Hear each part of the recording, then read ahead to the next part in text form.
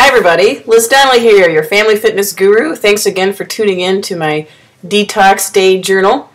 And today and yesterday I'm covering, this is Saturday and Sunday, and I'm on days number 5 and 6 of the overall program, technically days number 3 and 4 of the actual detox. So today is number 4 specifically. It's, late morning on Sunday, and between yesterday and today, yesterday I was pretty level with my weight, still 140 and a half, and waist about the same, 29 3/4 inches, I think, yeah, somewhere like that. Today the waist is the same. I'm down a half a pound at 140. Let me just say for the record, I really have no qualms about sharing those details with you. Many women, especially moms, you need to know this. A lot of women don't fit into the category of 115 pounds being 5'3". Some do, and that's great. And I would call them ectomorph body types. You know, they're very slight of build, and that's great for them. For me, I'm a little more stocky in my build. I have an Irish and a Eastern European, Hungarian and Slovakian background. I'm going to be a little thick in the bones. It's okay. I've got a little more muscle than a lot of women. I, of course, train for that. So you're going to see that on the scale.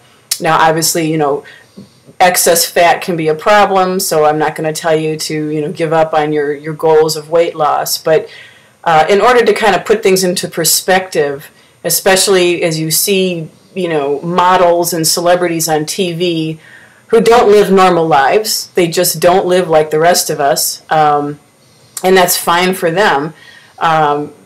You need to realize that you don't need to beat yourself up if you're not 115 or 120 pounds, depending, of course, on your stature. So recognize that when you have muscle on your body, you're going to be weighing more. Like for me, between 135 and 140, even up to 142, 143 pounds is very safe range, I think, for me. So most people would be horrified, and I'm just telling you, it's okay. It's okay to have muscle on your frame, to show that in the scale, because it doesn't look like it when you're more muscular than fat. You've got that definition, and the muscle is much more tight, and it cinches you up quite nicely. So the other thing I wanted to share with you today is, I'll give you the whole scoop here, the dirty scoop about my detox. So turn this off right away if you're going to be mortally offended by some of the details with regard to bowel cleansing. No, I'm not going to get crazy here, but I will tell you this, what I'm impressed with while doing this detox, and I mentioned before, I eat very clean. However, I can't control every factor that I'm experiencing. For instance, environmental things that I breathe in. I can't control that, neither can you. And those particulates that we breathe in, especially, I'm in an industrial area, I'm in the Cleveland area, and who knows what kinds of things are floating around in the air around here. So there's that element that, those particulates will sit in our bodies, and, they can add to our toxic levels, our toxicity levels. So when I did the saltwater flush last night, I was sort of expecting it to just be kind of, at this point in the game, they say, when you've gotten to your second, third day on the detox itself, the lemonade part, you're not, what's the proper word to use, relieving yourself of solid matter. It's just, liken it to when you get, sick, which I'm going to put that in quotations. I really think that's the body's way of cleansing you out, to prevent that sickness from killing you. I'm likening the experience of detoxifying at will to detoxifying involuntarily when you get a virus or something that your body forces you to get through, go to the bathroom a lot, or maybe you're vomiting or whatever. So I was expecting, things to be a lot more liquid, and they certainly were. But I was surprised at some of the salad that did pass through because the day before was mostly liquid.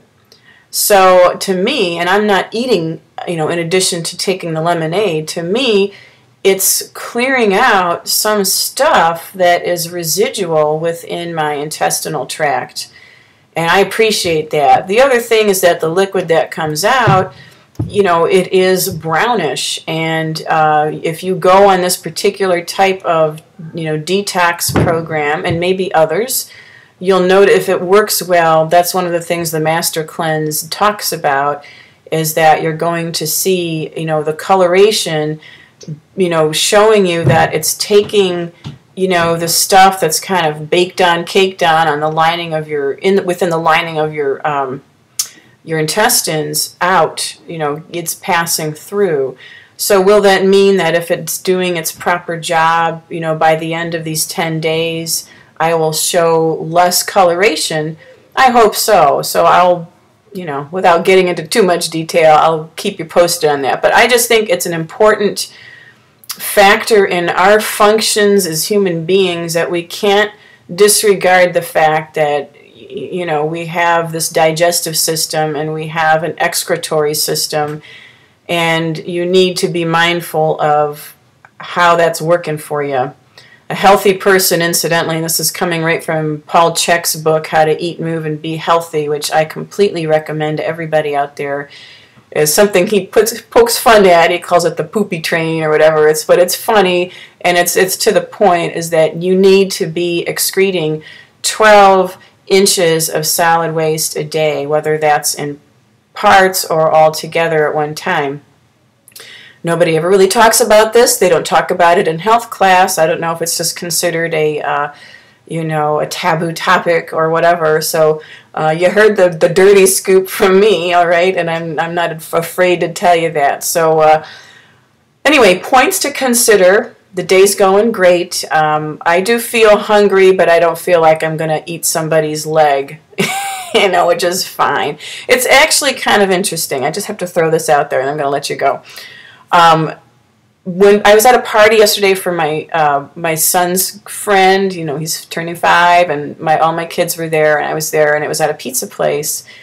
And if I had been just going along, the motions and, doing what I did before I started the cleanse, I would be very tempted to eat the pizza and, the cake and stuff that was going around. So I appreciate being on this plan to kind of center me again into the focus that I need to be at, because as parents, we need to be aware that, having constant access to foods and, junk foods and restaurants, but I just think on a day-to-day, parties are one thing, but if you live your life like you have excuses for parties all the time, naturally, whether that's through drinking and sweets and junk food or the combination thereof, you're going to, have a health reaction, a poor health reaction from that. What you eat builds you up or it brings you down. It's that simple. So, think about that. Chew on that for a while. And tune in again tomorrow. We're going to be at day number 7 or day number 5 of my detox. And that'll be at the halfway point for me with the lemonade diet. So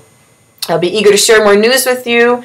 As always, thanks for tuning in. It's a pleasure to have you, and definitely keep giving me your posts and your comments. I love to hear what you have to say. I really do. Even if it's Liz, you're a nut. I'm all fine with that. All right, have a great day. Bye-bye now.